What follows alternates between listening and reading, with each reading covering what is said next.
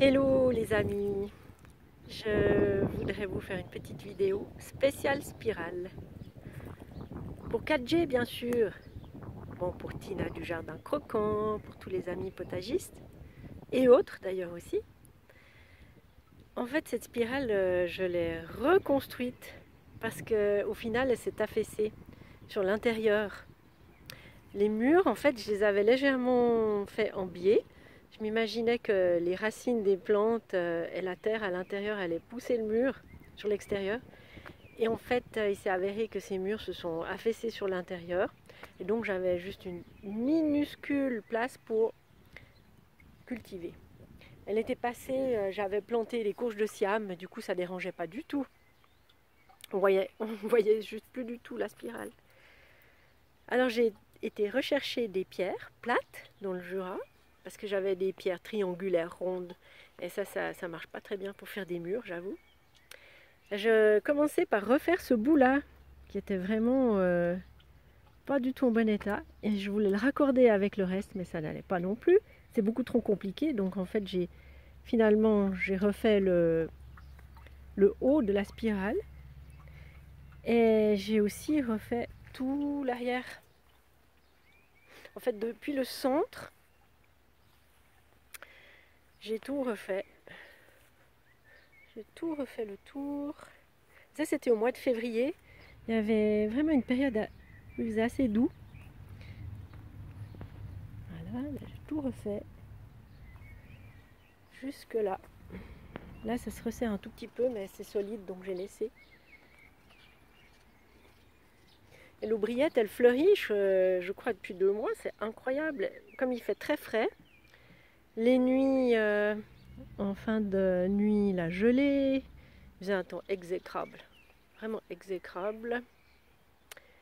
Mais du coup, certaines choses ont résisté plus longtemps. Alors voilà, elle est devenue un peu plus haute, la spirale. Par contre, le diamètre est identique, mais elle paraît beaucoup plus grande. Parce que les murs sont droits. Et il y a un peu plus d'un mois, j'avais acheté des plantons. Et j'ai eu la bonne idée de les mettre sous un voile. Ça s'appelle un voile de forçage. Et j'ai plus ouvert. J'ai ouvert il y a quelques jours. Et c'est assez extraordinaire. Ça a hyper bien fonctionné. Tout a bien poussé. Là, j'ai fait quelques semis. J'ai roucola et cresson. Et j'ai des radis également là, un peu partout. J'ai semé entre deux des radis. Ah bon, ça c'est des laitues, je crois, des laitues romaines. Là aussi, des laitues romaines. Après, j'ai des épinards aussi. Et cette année, j'ai mis les brocolis sur la spirale. Ouais, ça n'a plus rien d'une spirale aromatique parce que j'ai remarqué que les, les aromates, en fait, je les ai ailleurs. Là, on a un immense romarin qui est vraiment encore plus grand que la spirale. Après, la ciboulette, j'ai remarqué qu'elle poussait bien mieux ailleurs. Elle est contente quand elle est en pleine terre. Là, elle se plaît mieux que sur la spirale. Je crois que sur la spirale, il fait trop sec. Voilà. Après, j'ai mis des raves rouges. Tout ce que j'avais, j'ai mis là. Parce que comme j'avais refait la spirale, je me suis dit, il y aura moins de limaces. Ça sera un peu moins habité. Et j'ai bien fait. Ça pousse super bien. Donc j'ai mis brocoli. Je crois que j'ai des raves rouges. Enfin, tout un échantillonnage de différentes choses. Voilà, bon, bah, des batavias. J'adore les batavias rouges. Elles se font nettement moins manger que les vertes. Puis il y a quelques pavots qui se sont ressemés, qui vont bientôt fleurir, et les aubriettes qui étaient déjà là. Là, j'ai pu mieux les planter parce que vraiment les racines, elles vont jusqu'à l'intérieur. Donc elles vont pas manquer d'eau cette fois. Et bientôt, la spirale, elle va être complètement... elle sera toute fleurie au printemps avec ses aubriettes. Là, il y a la pivoine qui va bientôt fleurir aussi.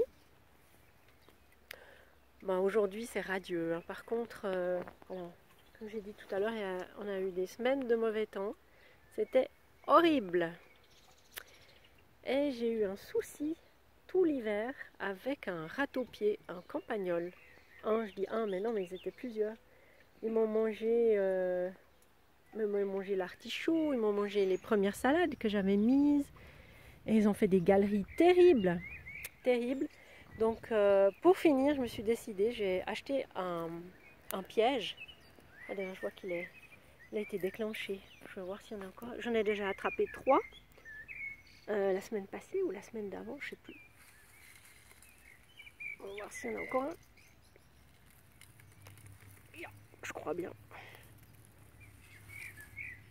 Ah oui, là il y en a encore un. Bon, je suis désolée, hein. Les cœurs sensibles, s'abstenir. Voilà, râteau-pied. Alors, je sais pas si vous voyez, mais ils ont des petites dents de castor.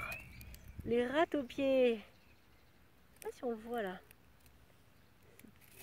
J'arrive pas bien à cadrer en fait. Enfin bref, il est là. Pauvre petite bête. Alors elle n'a pas eu de chance. Parce que j'en avais déjà attrapé 2. Et un troisième, c'était un bébé. Et là, vous voyez ma main à côté. Bon, celui-là, c'est pas le plus énorme. Mais quand même, c'est pas des toutes petites bêtes. Alors, voilà, elles ont de l'appétit. Il paraît que cette année, c'est une année à campagnole. Il paraît que c'est déterminé par plusieurs facteurs, mais malheureusement aussi par les cultures, les monocultures. Voilà, elles ont le manque de prédateurs.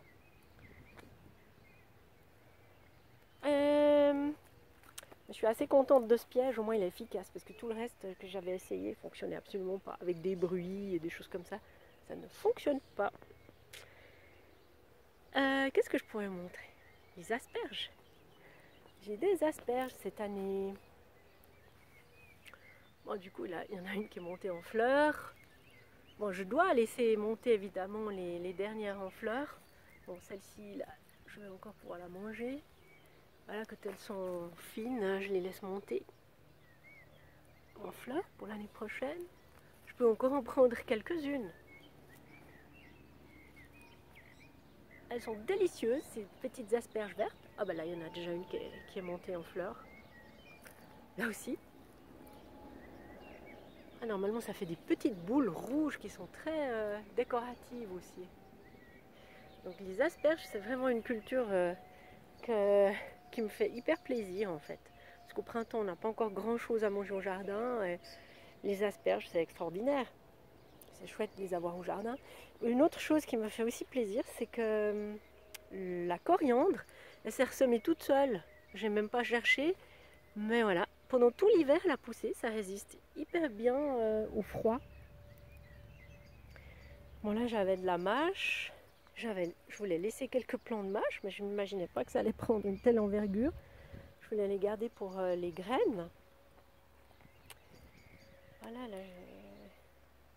j'ai laissé 2-3 choses pour les graines. Comme le pak choy et le chou chinois. Ça, c'est pak choy et chou chinois. Je voulais garder les graines pour en refaire. Là, bah, j'ai la coriandre. Elle commence déjà à monter en graines. En fait, c'est vraiment une aromatique qui supporte pas le chaud, en fait. Et là, c'est encore de la mâche, le rampon. Et ça, c'est aussi... On m'a vendu ça comme étant de la mâche en automne. Bon, en fait, ça donne des énormes feuilles comme ça.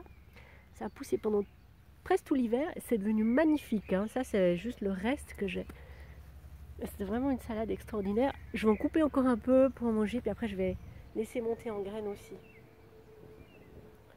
Après, bon, les autres choses sont pas très montrables parce que c'est la jungle. Voilà, vous allez vous demander pourquoi je garde les orties. En fait, je les garde jusqu'à plantation de mes petites tomates. Je vais couper les orties pour les mettre au pied des... En fait, dans le sol, au pied des tomates. Pour les protéger, pour... Bon, il paraît que c'est bien. Voilà.